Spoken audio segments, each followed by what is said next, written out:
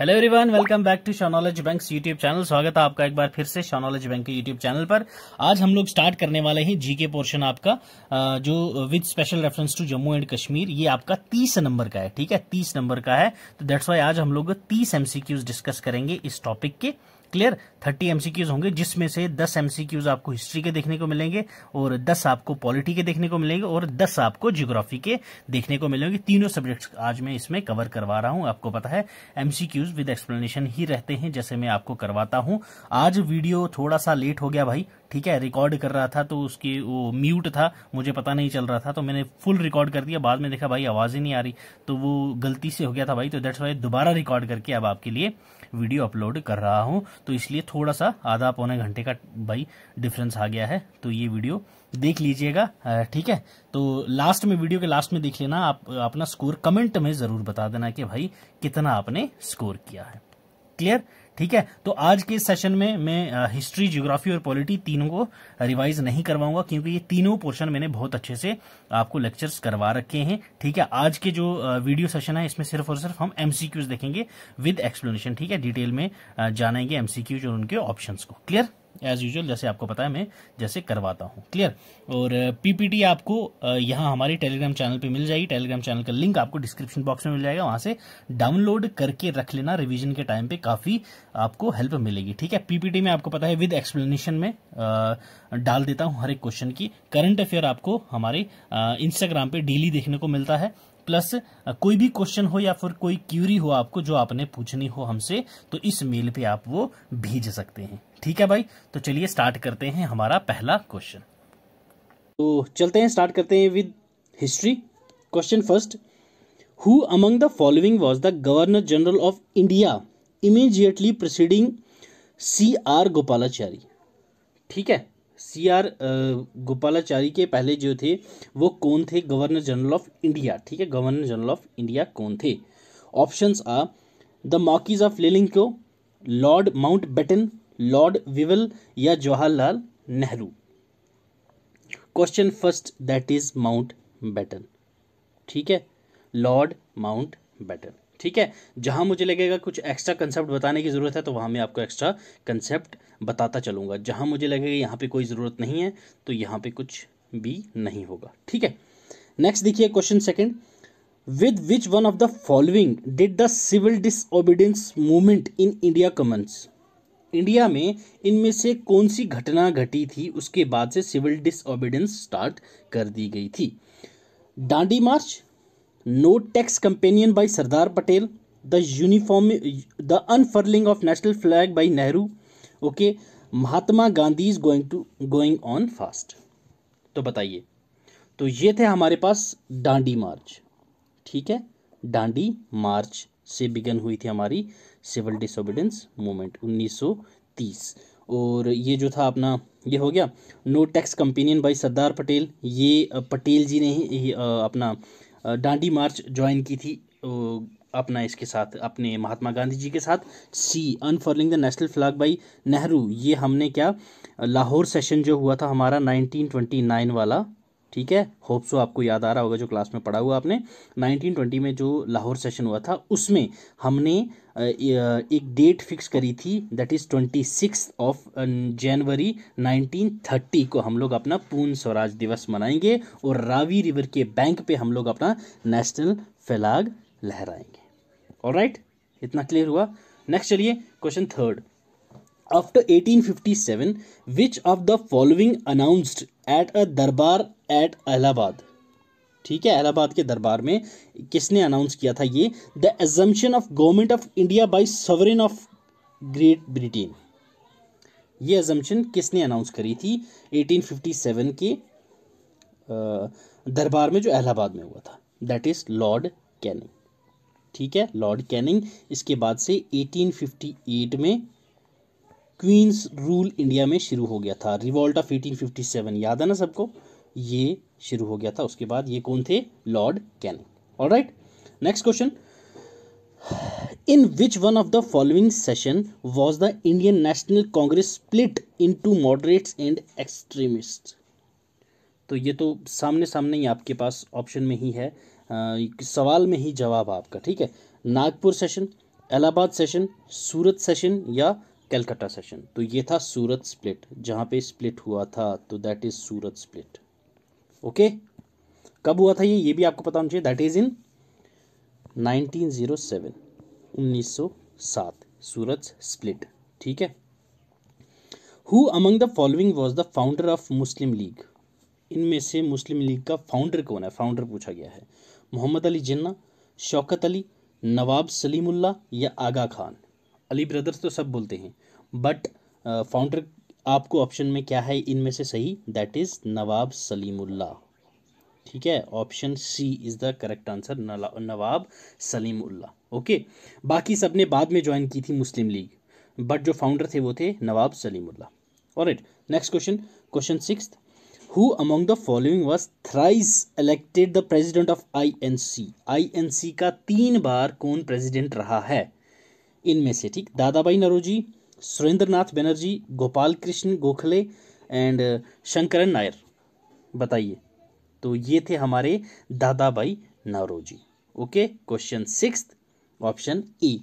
ठीक है, दादा भाई नौरोजी जो थे वो 3 बार इलेक्ट हुए थे as a president in INC। ठीक है, INC फॉर्म कब हुई थी? ठीक है, INC फॉर्म कब हुई थी? 1885 में। ऑलराइट, किसने की थी? A.O. ह्यूम ने। कौन सी 2 पार्टीज मर्ज करके INC बना था, ये आप लोग मुझे कमेंट सेक्शन में बताओगे। ठीक है, 83 और 84 में 2 पार्टीज बनी थी, उन 2 पार्टीज को मर्ज करके INC बनाया गया था। वो 2 पार्टीज कौन सी थी, ये लोग आप लोग मुझे कमेंट सेक्शन में कमेंट करके बताइए। Next question, move on to question 7। Who among the following was not a member of cabinet mission? इनमें से कैबिनेट मिशन के कौन से मेंबर नहीं थे? Sir Stafford Cripps, alright, E.V. Alexander, alright, Pethick Lawrence, alright, या रेड क्लिफ? तो Radcliffe जो थे ये बाउंड्रीज, ठीक है, मैप पे बैठ के उन्होंने ऐसे ऐसे निशान मार दिया, बोला ये बाउंड्री इंडिया की, ये बाउंड्री पाकिस्तान की। ठीक है, तो ये उसके लिए आए थे, कैबिनेट मिशन लेके ये नहीं आए थे। कौन हुए? Option C, Radcliffe. Okay, who among the following was elected as the president of all India Khilafat conference? हाँ भाई लोग, बताओ। कितनी बार मैंने जब क्लास ली थी ऑफलाइन क्लास में, कितनी बार मैंने सभी को बोला था ये सवाल इम्पोर्टेंट है, बहुत ज़्यादा इम्पोर्टेंट है, आता है। खिलाफत कॉन्फ्रेंस, ठीक, खिलाफत मूवमेंट के पहले खिलाफत कॉन्फ्रेंस हुआ था। खिलाफत कॉन्फ्रेंस क्यों? 4-5 बार मैंने इसकी रिवीजन भी कराई थी आप सबको। आई होप सो सबको क्लियर हुआ था तब। एक बार फिर से मैं बता देता हूँ, ठीक है क्या? वर्ल्ड वॉर 1 जब ख़त्म हुई उसके बाद क्या था, जो टर्की थी, ठीक है, वो हार गई। वहाँ पे एक पोस्ट हुआ करती थी, दैट इज़ खलीफा। ठीक, खलीफा पोस्ट को इन्होंने, ब्रिटेन वालों ने क्या किया, हटा दिया। तो वो जो मुस्लिम्स का हेड हुआ करता था खलीफा, तो अब उनको आ गया गुस्सा, भाई साहब ये तो गलत हो गया हमारे साथ। तो उस पोस्ट को दोबारा रिटेन करने के लिए इन्होंने यहाँ पे क्या शुरू की थी, खिलाफत मूवमेंट। खिलाफत मूवमेंट से पहले इन्होंने शुरू की थी ऑल इंडिया खिलाफत कॉन्फ्रेंस 1919 में। ठीक है, 1919 में। तो उसके प्रेसिडेंट कौन थे? ठीक है, तो वो थे महात्मा गांधी। याद रखना, महात्मा गांधी। खिलाफत कॉन्फ्रेंस देखते ही कोई लोग मोहम्मद अली जिन्ना और शौकत अली की तरफ देखेंगे, बट नहीं, महात्मा गांधी, याद रखना ये। ठीक है, प्रेसिडेंट कौन थे? Mahatma Gandhi. Question 9, October 26, 1947 is an important date in the Indian history because of, इस डेट को इनमें से क्या चीज़ हुई थी? ठीक है, Maharaja Hari Singh signing on instrument of accession, B cease fire with Pakistan, C merger of Sindh, D declaration of war over India by Pakistan? बताइए। तो ये क्या हुआ था, 26 अक्टूबर 1947 को महाराजा हरी सिंह जी ने sign of instrument of accession जो था वो साइन किया था इंडिया के साथ। उसके बाद J&K जो था वो इंडिया के साथ मिल गया था। याद रखना, option E. Okay, next, last question of history section.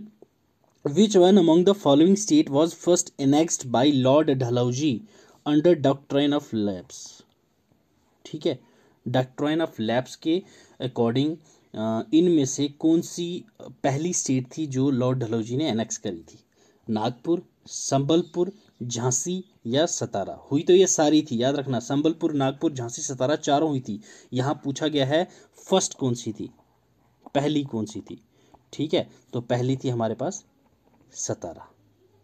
ठीक है, होप सो आपको हिस्ट्री के 10 सवाल आए होंगे, और मैं ये उम्मीद रखता हूँ जो मेरे से पढ़े हुए स्टूडेंट्स हैं उन्होंने 10 में से 8 का जवाब तो सही दिया होगा। एक दो में कंफ्यूज हो जाओगे तो चलेगा, बट 10 में से 8 अगर आपके नहीं आ रहे तो भाई साहब थोड़ी मेहनत और करो।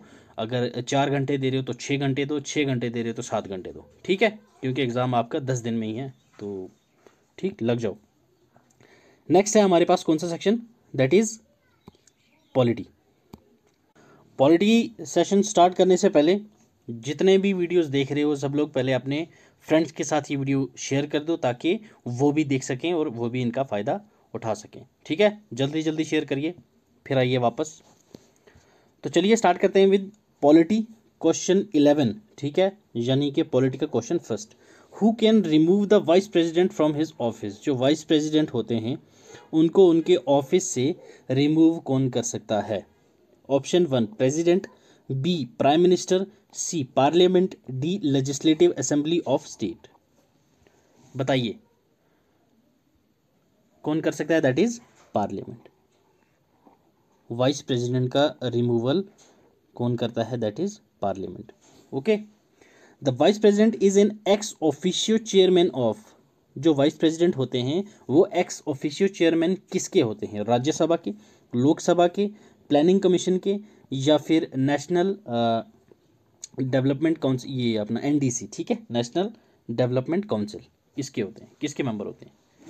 तो ये होते हैं राज्यसभा के एक्स ऑफिशियो चेयरमैन। ठीक है, ex officio chairman of Rajya Sabha vice president ही होते हैं।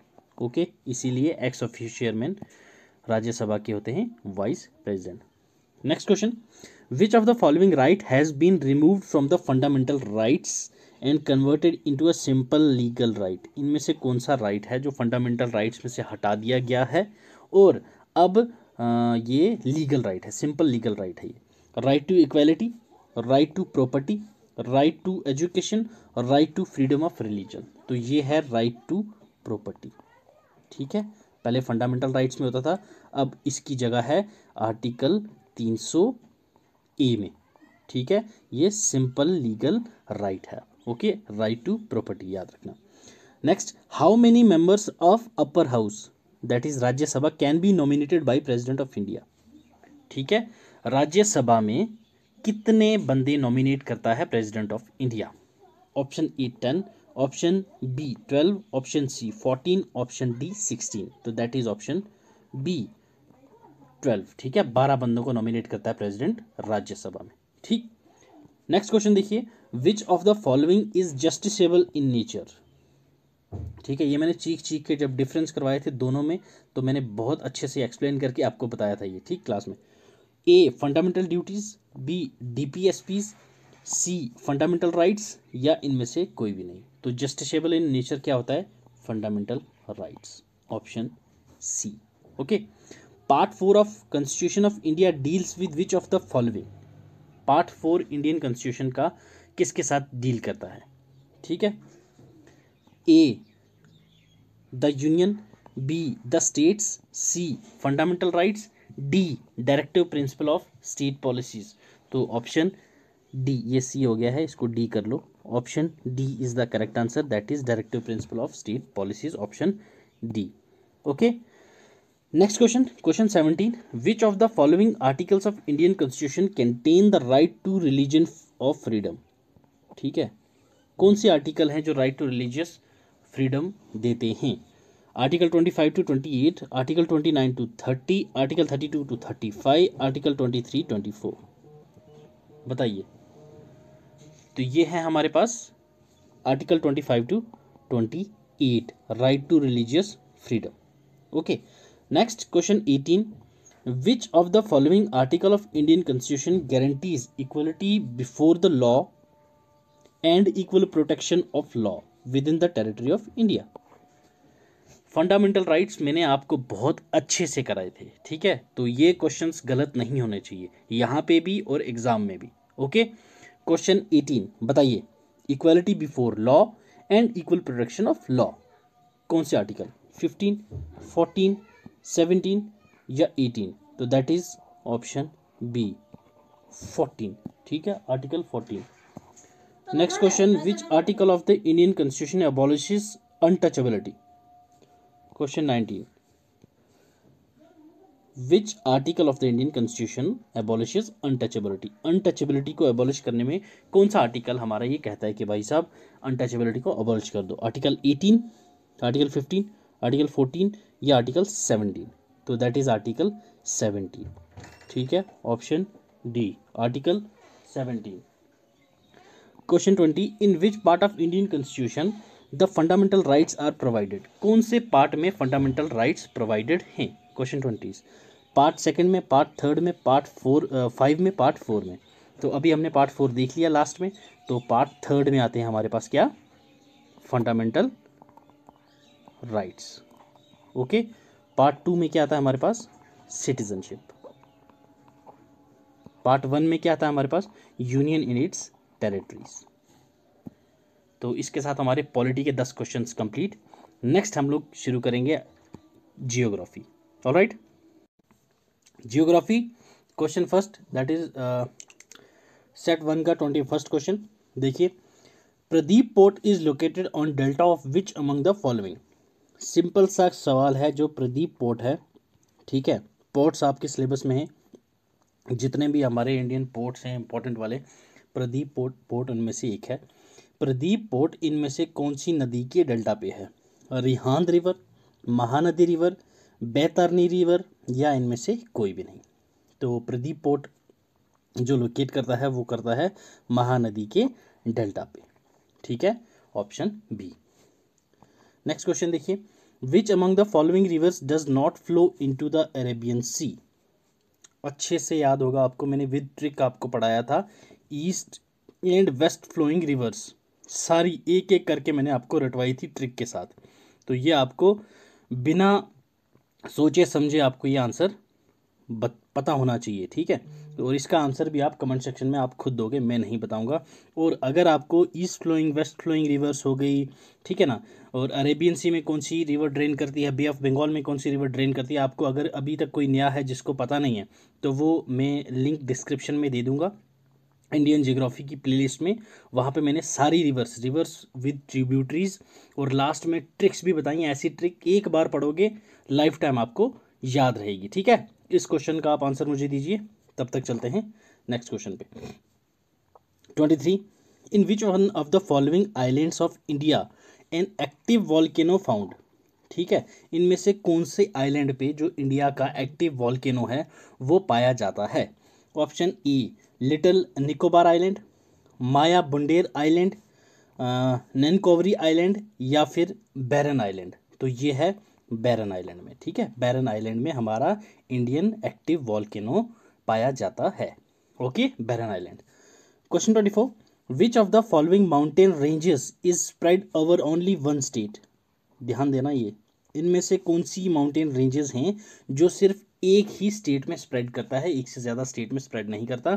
जितने भी मैक्सिमम माउंटेन रेंजेस होते हैं वो 2 से 3 स्टेट में वेरी करते हैं, कोई तो 5-6 स्टेट्स तक भी स्प्रेड करते हैं। तो आप बताइए कौन सा ऐसा है इनमें से, इन चारों में से, जो सिर्फ एक स्टेट पे है, एक ही स्टेट में स्प्रेड करता है? अजंता, ठीक है, सतपुरा, सह्याद्री या अरावली? तो ये है अजंता। ठीक है, अजंता माउंटेन रेंज जो है ये सिर्फ और सिर्फ महाराष्ट्र में स्प्रेड करता है। Alright, next question, which of the following valley often referred as valley of God's?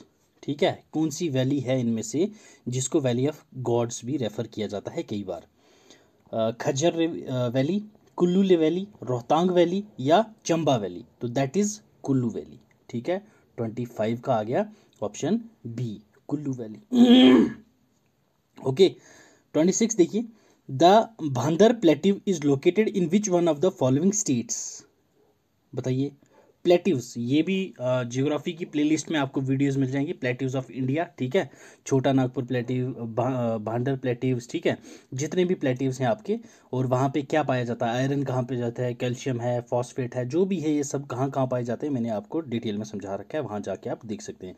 तो यहाँ आपसे पूछा गया है भांदर प्लेटिव जो है ये कहाँ पे है? एमपी, झारखंड, महाराष्ट्र या कर्नाटका? तो ये पाया जाता है हमारा Madhya Pradesh, that is MP. Okay, option A 26, option A. 27 देखिए, the biosphere reserve programme was launched in India in which year? Biosphere reserve programme कौन से साल में इंडिया में लॉन्च किया गया था? ठीक है, ऐसे सवाल आपके एग्जाम में पूछे जाते हैं, ये एग्जामिनर के फेवरेट क्वेश्चंस हैं, इसीलिए मैंने इस टाइप के क्वेश्चंस आपके लिए लाए हैं। ठीक है, तो बताइए कब बायोस्फीयर रिजर्व प्रोग्राम इंडिया में लॉन्च किया गया था, किस साल? 1986, 1988, 1992 या 1995? तो दैट इज 1986। ठीक है, बायोस्फीयर रिजर्व प्रोग्राम जो है वो 1986 में इंडिया में लॉन्च करा गया था। Alright, next, which of the following is the highest dam in India? ठीक है, इनमें से हाईएस्ट डैम कौन सी है? Bhakra dam, Hirakud dam, Tehri dam या दुलहस्ती डैम? तो that is option C, Tehri dam. ठीक है, Tehri dam is the highest dam in India. Next question, which of the following crops are grown mostly under the subsistence farming? ठीक है, पहले तो आपको पता होना चाहिए सबसिस्टेंस फार्मिंग होती क्या है। सबसिस्टेंस फार्मिंग हम उसी को बोलते हैं जो फार्मर जो होता है वो क्रॉप उगाता है सिर्फ अपनी रिक्वायरमेंट पूरी करने के लिए, उतना ही उगाता है जितना वो खा लेता है। ठीक है, ये उसको बोलते हैं हम लोग सबसिस्टेंस फार्मिंग। तो कॉटन और टबैको ये तो कोई है नहीं जो अपने लिए कम उगाएगा, वो खुद खाएगा। Millets and rice, okay. Vegetables and fruits, okay. T and coffee. ठीक है, मिलेट्स एंड राइस। ठीक है, मिलेट्स एंड राइस ये सब्सिस्टेंस फार्मिंग में ग्रो किए जाते हैं, जिस उतनी ही उगाई जाती हैं जितने लोग खाते हैं। मैक्स ये दो सब्सिस्टेंस फार्मिंग में आते हैं। ठीक है, इन ऑप्शंस में से बाकी और भी चीज़ें हैं जो सब्सिस्टेंस फार्मिंग में आती हैं, बट वेजिटेबल फ्रूट्स भी कभी कभी सब्सिस्टेंस फार्मिंग में आ जाती है, बट काफ़ी टाइम लोग ये जो हैं वेजिटेबल्स और फ्रूट्स को मार्केट में बेचते हैं, जो घर के लिए भी उगाते हैं वो भी बेचते हैं। तो इसलिए मिलेट्स और राइस जो होते हैं वो फार्मर अगर ब्रॉड एरिया में उगा के बेच रहा है तो वो तो अलग बात है, बट सब्सिस्टेंस फार्मिंग में मिलेट्स एंड राइस आते हैं, ये आपको याद रखना है। Question 30, Yamuna river was the tributary of which one of the following reverse before it become the tributary of Ganga river? ठीक है, गंगा रिवर की ट्रिब्यूटरी है, ये आपको पता ही है। गंगा की भी मैंने ट्रिब्यूटरीज आपको अच्छे से करवाई थी, अगर आपको नहीं पता है तो आप डिस्क्रिप्शन में दिए गई प्लेलिस्ट देखिए और वहाँ से आप गंगा रिवर सिस्टम आराम से समझ सकते हो। देवप्रयाग आपका जितना भी है वहाँ से लेके लास्ट पद्मा बांग्लादेश में जब जाती है वहाँ तक मैंने सब एक्सप्लेन कर रखा है, और ट्रिब्यूटरीज इसकी मैंने विद ट्रिक बता रखी है। ठीक है, यमुना रिवर गंगा की ट्रिब्यूटरी बनने से पहले किसकी ट्रिब्यूटरी होती है? ठीक है, किसकी ट्रिब्यूटरी है बताइए? महानदी, गोदावरी, इंदस या तापी? तो ये इंदस की ट्रिब्यूटरी है गंगा की ट्रिब्यूटरी बनने से पहले। ये था भाई हमारा पहला set 1 of GK with special reference to Jammu and Kashmir. उम्मीद है आपको पसंद आई होगी। इसी लेवल के क्वेश्चंस रहेंगे, ठीक है, थोड़ा टफ लेवल आते रहेंगे आगे आगे हर एक सेट में। ठीक है, तो आज हमने 10 क्वेश्चन हिस्ट्री के देखे, 10 क्वेश्चन पॉलिटी के देखे और 10 क्वेश्चन जियोग्राफी के देखे। ऐसे ही हम लोग सेट वाइज सारे सब्जेक्ट्स को कवर करेंगे। क्लियर भाई लोग? वीडियो पसंद आई हो तो लाइक कर देना और चैनल पे नए हो तो सब्सक्राइब कर देना। पढ़ते रहो, खुश रहो। God bless you, keep learning, keep sharing.